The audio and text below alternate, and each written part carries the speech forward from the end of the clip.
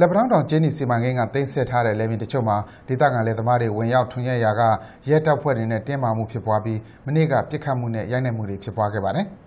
ပဋိပက္ခအတွင်းမှာလူတဦးတနတ်ဒဏ်ရာရပြီးတော့ရိုက်နှက်ခံရသူတချို့ရှိခဲ့တယ်လို့လက်ပံတောင်အရေးဆောင်ရွက်သူတွေကပြောပါတယ်။လယ်သမားတွေကိုအကူအညီပေးနေတဲ့ရန်ကုန်ပြည်သူ့အကျိုးဆောင်ကွန်ရက်ကကိုအောင်စိုးနဲ့ရွာသား2ဦးကိုလည်းဖမ်းဆီးခေါ်ဆောင်သွားတယ်လို့ဒေသခံတွေကပြောပါတယ်။လုံခြုံရေးတပ်ဖွဲ့ဝင်တွေပြစ်ခတ်ရိုက်နှက်ခဲ့လို့ထိခိုက်ဒဏ်ရာရတဲ့ပုံတွေကို Facebook လူမှုကွန်ရက်စာမျက်နှာတွေမှာမနေ့ကပြန့်နှံ့နေခဲ့ပါတယ်။လက်ပံတောင်ကျင်းနီစီမံကိန်းကိုလှုပ်ဆောင်ခဲ့တဲ့မြန်မာစီးပွားရေးဥပိုင်လီမိတက်နဲ့တရုတ်ကုမ္ပဏီဖြစ်တဲ့မြန်မာဝန်ပေါင်ကုမ္ပဏီကဒေသခံတွေရဲ့လယ်ယာမြေတွေကိုသိမ်းဆည်းယူခဲ့ပြီးစီမံကိန်းကိုအကောင့်ထဲပေါ်နေခဲ့တာဖြစ်ပါတယ်။ဒေသခံတွေသူတို့လယ်မြေတွေဟာ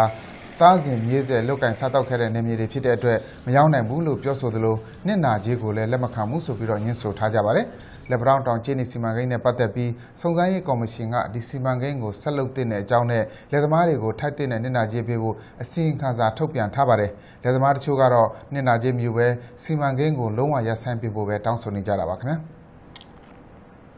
မြန်မာနိုင်ငံမှာသွေးထွက်သံယိုပဋိပက္ခတွေဖြစ်ပွားခဲ့တဲ့မိထီလာမြို့အတွင်းလုံခြုံရေးအတွက်စိုးရိမ်မှုတွေရှိနေဆဲဖြစ်ပေမဲ့လည်းပထမဆုံးအကြိမ်ဖြစ်တဲ့အာဏာပိုင်တွေကဒုက္ခသည်တချို့ကိုနေရပ်ပြန်ခွင့်ပေးလိုက်ပါတယ်။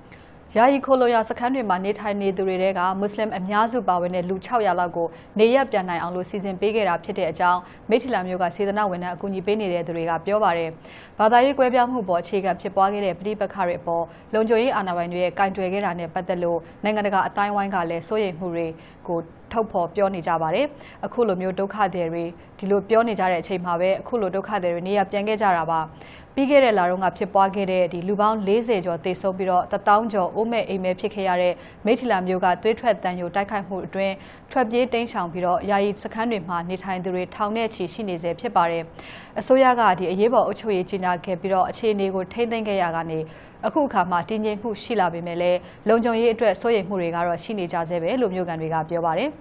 အာဏာပိုင်တွေကတော့လုံခြုံရေးအတွက်ဆက်လက်စောင့်ကြပ်နေဆဲဖြစ်တယ်လို့တွေးထွက်တန်ယိုတိုက်ခိုက်မှုတွေနဲ့ဆက်နွယ်ပြီးတော့လူတော်များများကိုလည်းဖမ်းဆီးရုံးတင်စစ်ဆေးနေပါတယ်ရှင်။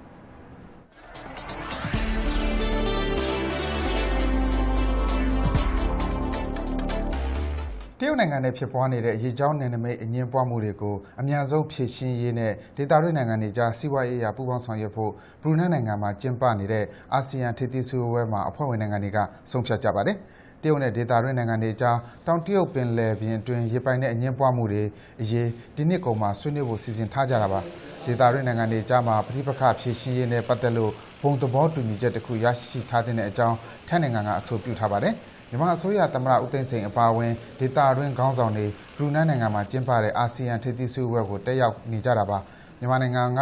လူမှုအတိုင်းဝိုင်းတွေကြားဖြစ်နေတဲ့ပြဿနာကိုထိန်းသိမ်းမှုအတွက်မြန်မာအစိုးရကစ조사ဆောင်ရွက်နေတယ်လို့ယုံကြည်ကြောင်းအင်ဒိုနီးရှားနိုင်ငံသားရေးဝန်ကြီးမာရီနာဒလီဂါဝါကသတင်းတောက်တွေကိုပြောကြားသွားခဲ့ပါတယ်ဒီတော့တွင်မြန်မာနိုင်ငံမှာဖြစ်ပေါ်နေတဲ့စီးပွားရေးနဲ့ဒီမိုကရေစီပြုပြင်ပြောင်းလဲမှုတွေအရှိန်မြင့်လှုပ်ဆောင်နိုင်အောင်အားပေးကူညီတာကိုပြသတဲ့အနေနဲ့ဂျပန်ဝန်ကြီးချုပ်ရှင်ဇိုအာဘေးဟာမေလနှောင်းပိုင်းမြန်မာနိုင်ငံကိုတွားရောက်လည်ပတ်မှာဖြစ်တဲ့အကြောင်းဂျပန်သတင်းမီဒီယာတွေမှာဖော်ပြထားကြပါတယ်ခင်ဗျာ